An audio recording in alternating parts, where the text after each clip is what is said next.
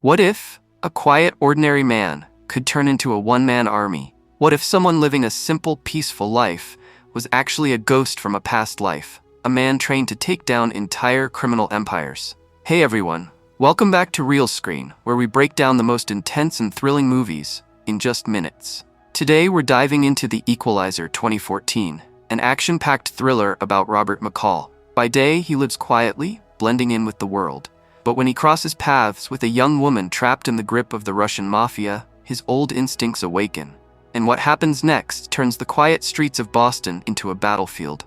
Who is Robert McCall? How far will he go to bring justice? And can one man take on the entire Russian mob? Stick around, because we're breaking down The Equalizer scene by scene. And if you haven't already, don't forget to hit subscribe and turn on notifications, so you never miss a movie recap. Let's jump into it. So, as the movie begins, we see Robert McCall waking up early in the morning and getting ready for work. He heads to his usual workplace, the Home-Mart hardware store in Boston, and gets on with his daily routine. Robert is someone who does everything in order and always on time. He's also very friendly with everyone he works with. One of his coworkers is Ralphie, and Robert is helping him lose weight so he can qualify to become a security officer. Robert is also in the habit of spending his quiet time reading books whenever he gets a chance. After work, instead of heading straight home, Robert usually stops by a diner for a cup of tea before going to bed. That night, just like always, he goes to the diner and chats with Terry, a young woman who works as a prostitute and whom Robert sees there regularly. They start talking about the book he's currently reading. The next day, after finishing up his shift at Home-Mart, Robert goes back to the diner as usual. Terry also shows up, but this time, a group of men pull up outside the diner, forcefully shove Terry into a car, and drive away. The following day, Robert helps Ralphie with his workouts again, supporting his goal to lose weight. Later that night, Robert returns to the diner and notices Terry's face is bruised. He asks her about it, but she doesn't say much. As they keep talking, Terry finally reveals that her real name is Alina, and that she actually dreams of becoming a singer.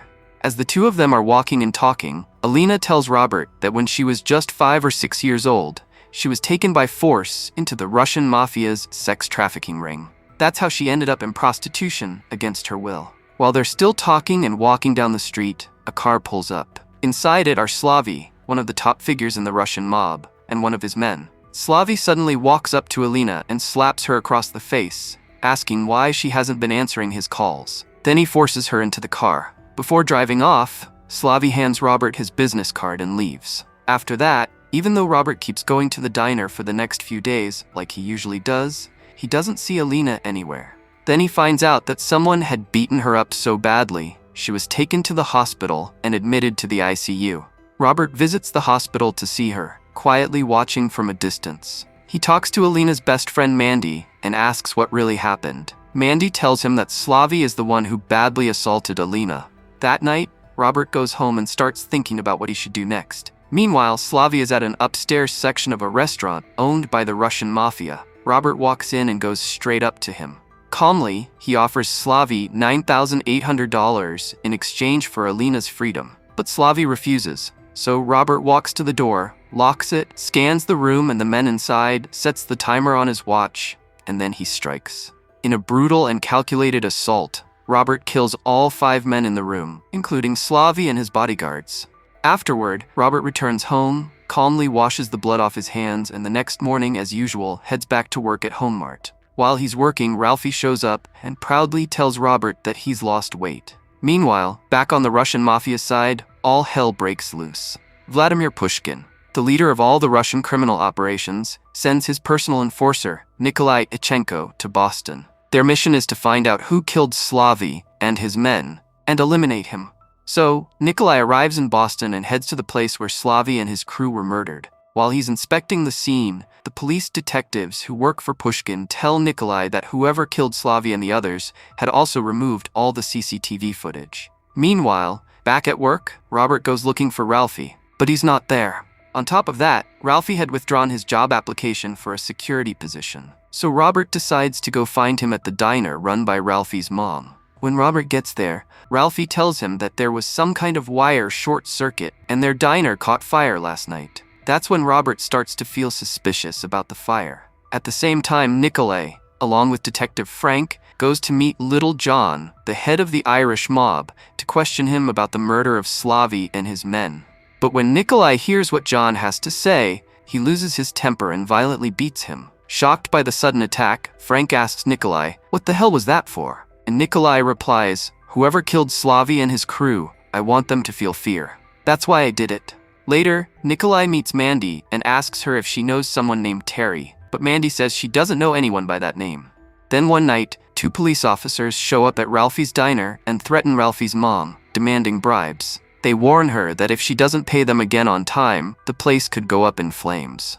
After saying that, they just walk out. But Robert, who's sitting nearby, shows those same officers a video on his phone. It's a recording of them threatening Ralphie's mom and demanding money. Calmly, Robert tells them, "Either you return the money you took and stop doing this dirty work, or this video goes straight to the news." The officers try to attack Robert, but he beats them both down.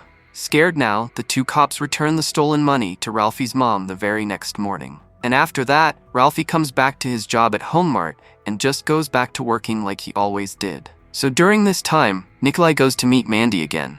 He threatens her and questions her once more about Terry. Scared, Mandy finally admits that while Terry was in the hospital, a black man came to visit her, wanting to know what had happened to Terry. Even though Nikolai keeps pressing Mandy for more information about this man, she doesn't give him any answers. And since she had lied earlier by saying she didn't even know Terry, Nikolai ends up killing Mandy. Meanwhile, with Robert's help, Ralphie passes his security officer exam and officially becomes a security guard at HomeMart. Seeing this, Robert feels genuinely happy for him.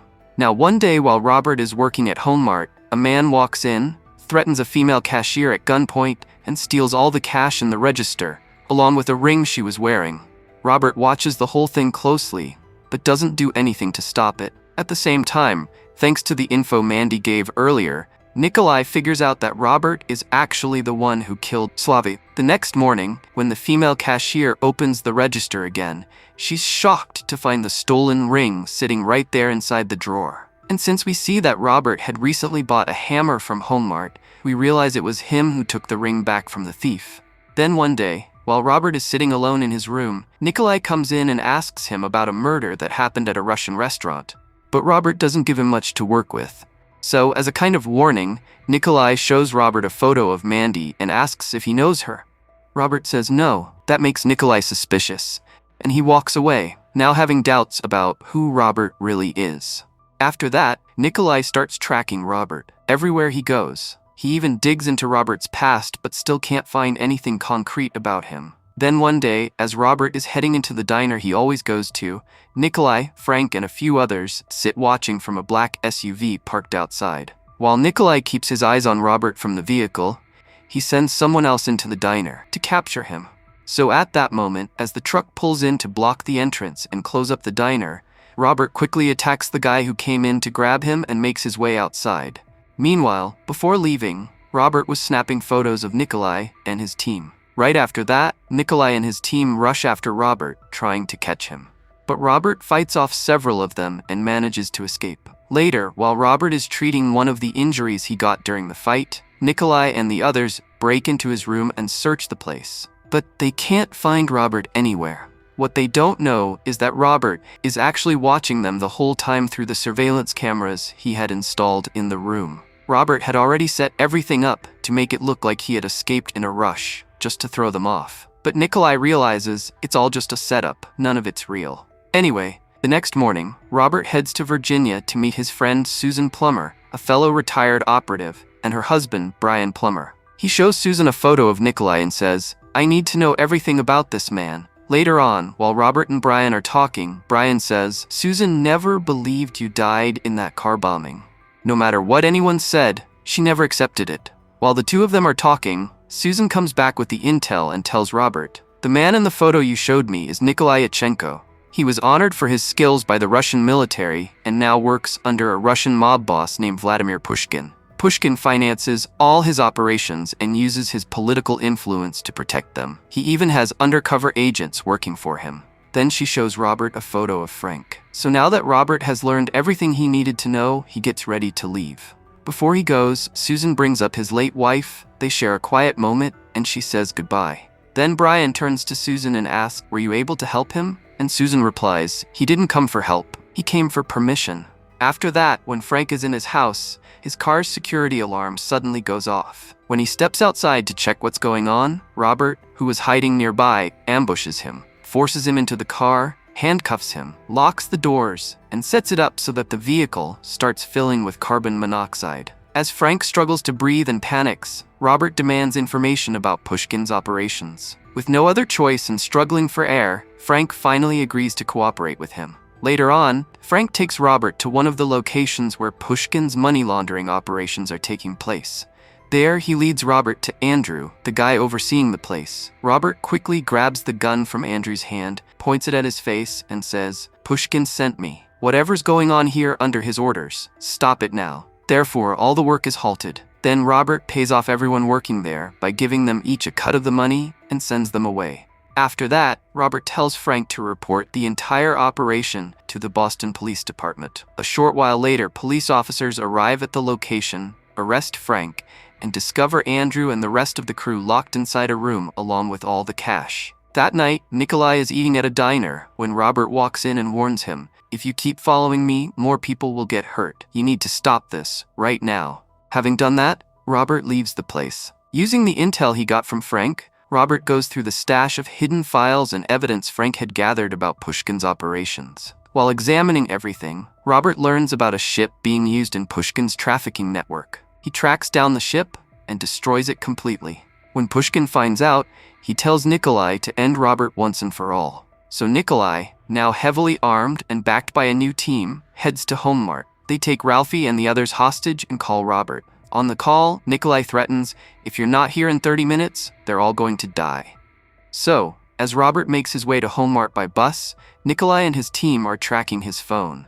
But Robert is already aware of this. To throw them off, he leaves only his phone on the bus and secretly sneaks into Home Mart without anyone noticing. Once inside, he attacks the guy holding Ralphie hostage, rescues Ralphie, and cuts the power inside the store. Then, with Ralphie's help, Robert takes down more of Nikolai's men, rescues the hostages, and tells Ralphie to get everyone out of the store safely. Meanwhile, Nikolai, along with a few more of his men, starts searching for Robert inside the darkened store. One by one, Robert uses clever tactics to eliminate each of Nikolai's men. At one point, Ralphie returns to Home Mart looking for Robert and tries to help him. But Nikolai sees them together and opens fire, injuring Ralphie in the leg. After that, Robert tells Ralphie to restore the power in exactly 40 seconds. Ralphie manages to do it just in time, and as soon as the lights come back on, the last member of Nikolai's team walks right into another trap set by Robert and dies instantly. Now completely enraged, Nikolai starts hunting for Ralphie and tries to shoot him. But right then, Robert shows up, shoots Nikolai, and kills him, bringing everything to an end. 3 days later, in Moscow, while Pushkin is in his bathroom at home, Robert sneaks in and sets up an electrical trap, killing Pushkin too. As Robert walks out of the house, we see that he's taken down all of Pushkin's guards as well. Later, Robert returns to Boston. He meets Alina again, fully recovered from her injuries. She tells him that she got a good job and thanks him for everything he did. After saying goodbye, she walks away. And finally, we see Robert embracing his identity as the Equalizer, using his skills to help those in need, marking the powerful end of this action-packed, emotional, and unforgettable movie. And that's the story. If you enjoyed this recap, don't forget to hit the like button, subscribe, and ring the bell so you won't miss the next movie breakdown. Got a favorite film you want us to cover next? Drop it in the comments below. Thanks for watching, and we'll see you in the next one on Real Screen.